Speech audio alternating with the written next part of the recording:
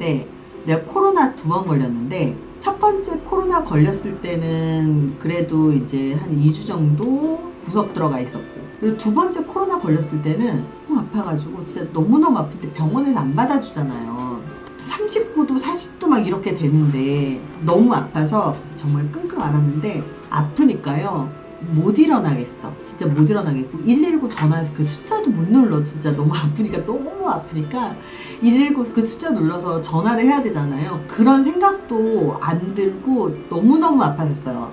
근데 그때 이제 그래도 남자친구가 있었으니까 내가 아프다고 하니까 와서 업어서 실어서 병원에 데려가서, 그래서 이제 그때 병원에 입원을 했었거든요. 그때도 뭐가 있었냐면, 내가 아파서 병원에 갔잖아요. 그러면 나를 데려간 사람이 보호자가 아닌 거 알아요? 병원에서 나를 데려간 사람이 보호자가 아니야. 보호자는 무조건 가족밖에 보호자가 안 돼. 부모 자녀든 형제든 그렇게 그 전화번호를 쓰더라도 그런 보호자, 진짜 가족만 보호자라고 해서 전화번호나 이런 걸 써야 돼요. 근데 남자친구니까 보호자라고 해도 가족이 아니니까 엄마 전화번호를 쓰라고 하는 거야. 엄마, 아빠 전화번호를 쓰라고 하는 거야. 그래서 그때도 너무너무 아파 죽겠는데, 그게 되게 좀 너무한다 이런 생각이 좀 들었었어요. 이제 그때도 나는 혼자 살았었으니까, 그 이후에도 다리 다쳤을 때도 혼자 살았었으니까,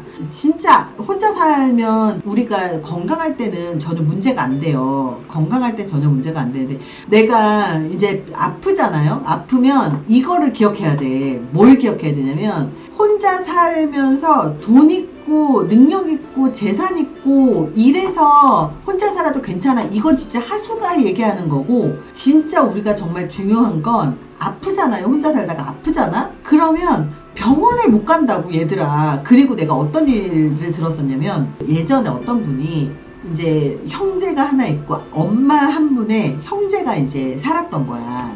근데 형제 중에 형이 집을 나가서 혼자서 되게 유랑하고 집에 있는 돈을 막 다 쓰고 그러다가 다 탕진하고 온 거야. 다 아파서, 진짜 다 아파서 이제 병원에 실려와서 병원에서 가족 찾으면서 전화를 한 거야. 그러니까 결혼하고 여자도 만난다고 하고 막 그랬는데 결국 돈을 다 탕진하고 온 거예요. 엄마 돈 다 들고 갔다가. 근데 이제 꼴보기는 싫어도 어쨌든 형제는 형제잖아. 그래서 형이 병원에 입원을 해 있는데 동생 전화번호를 거기다 적어놓고 그래도 정기적으로 갔었나 봐요. 보호자로. 혹시라도 무슨 일이 생기면 그러면 전화를 달라고 해서 번호를 적어놓고 왔는데, 이 형이 나이가 좀 있으신 분이었어요. 형이 병원에 계시다가 아파서 수술이 갑자기 응급처치가 들어가야 되는 상황이었나 봐요. 근데 응급처치가 들어가야 되는 상황에 보호자, 내가 아까 얘기했잖아. 보호자가 가족만 된다고. 보호자한테 연락을 해서 보호자가 응급처치 해주세요, 하지 마세요, 아니면 수술해주세요 라고 승인을 해야 그 응급처치를 할 수가 있대요. 근데 하늘의 장난인지 간호사가 이 분한테 전화를 해야 되는데 전화번호를 잘못 적어서 잘못 눌러서 전화를 한 거야. 그래서 실제로 친동생한테 전화가 안 간 거예요. 근데 형 같은 경우는 응급처치를 해야 되잖아. 근데 응급처치를 못하고 전화를 안 받았으니까 응급처치에 대해서 못하고 그냥 돌아가신 거예요. 응급처치를 했으면 살았을 텐데 응급처치를 못하고 전화를 안 받아서 돌아가신 거예요. 그리고 나서 나중에 병원에서 다시 연락을 받았는데 형이 돌아가셨다라고 연락을 받았다는 거야. 아니 응급처치를 하면 나한테 연락을 하기로 했는데 왜 연락 안 했냐? 그리고 다 확인을 해봤더니 전화번호가 잘못된 전화번호로 전화를 해서 전화를 못 받은 거였어요. 제가 이 얘기를 들으면서 무슨 생각을 했냐면, 우리가 정신 멀쩡하고 건강하고 그리고 또 이럴 때는 문제가 전혀 되지 않아요. 근데 비혼이거나 아니면 가족이 없거나 아니면 혼자 있을 때 위험하냐면, 내가 정말 교통사고가 났어. 수술을 해야 돼. 근데 우리 휴대폰 다들 보면 휴대폰 이렇게 열어가지고 그 보호자 찾거나 경찰에다가 확인해가지고 보호자 찾고 막 하잖아요. 근데 법적인 가족이라는 게 부모님, 형제잖아요. 만약에 혼자 살아. 혼자 살고 부모님하고는 자주 연락을 안 하거나 자주 안 만난다거나 형제하고 잘 안 만나. 이런 분들도 되게 나중에는 그 아팠을 때 되게 큰 문제가 되는 거거든요. 뭐 사람들이 막 그런 얘기를 해요. 막 비혼 뭐 혼자 살 거다. 뭐가 됐든 내 가족을 이루는 건 되게 중요한 것 같다는 생각을 진짜 많이 하는 게, 만약에 우리가 지금은 건강하고 돈 벌고 있으니까 괜찮은 것 같지만 실제로 내가 진짜 아프고 그랬을 때가 진짜 문제거든요. 근데 어떤 분이 그런 거야.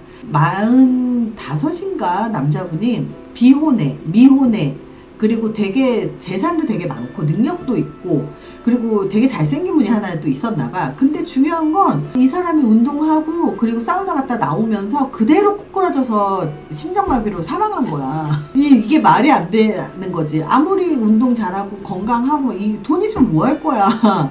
있으면 뭐 할 거야. 결혼하면 못 해보고 죽는 거. 인생 너무 허무하지 않아요? 그래서 그런 거 보면서 굳이 우리가 아등바등 막 따져가면서 이것저것 뭐 그렇게 따지고 이게 좋네 저게 좋네 해가면서 할 필요가 없어. 내가 정말 좋은 사람 있으면 빨리 만나고, 한 시간이라도 아깝잖아요. 진짜 너무너무 아깝잖아. 시간도 아깝고, 그러면 정말 좋은 사람 있으면 그 사람 만나서 행복하게 만나는 게 진짜 중요하지 않나. 난 진짜 그런 생각 하거든요. 난 너무너무 시간이 아깝던데. 그 시간에 이것 따지고 저것 따지고 이거 재고 저거 재고, 진짜 나는 그것도 되게 한심한 것 같아요. 굳이 좋은 사람 있으면 빨리 잡아야지.